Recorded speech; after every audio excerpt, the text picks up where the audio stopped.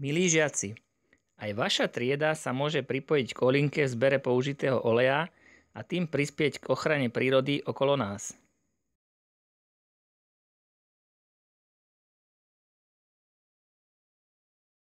Postup je jednoduchý. Vychladený použitý olej treba predsediť do uzatvorateľnej nádoby a tu potom priniesť do školy a tým sa zapojiť do triedneho zberu.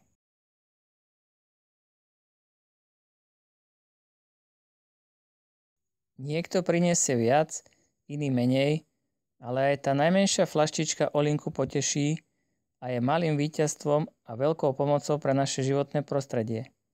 Presne v duchu Olinkinho hesla každá kvapka sa počíta.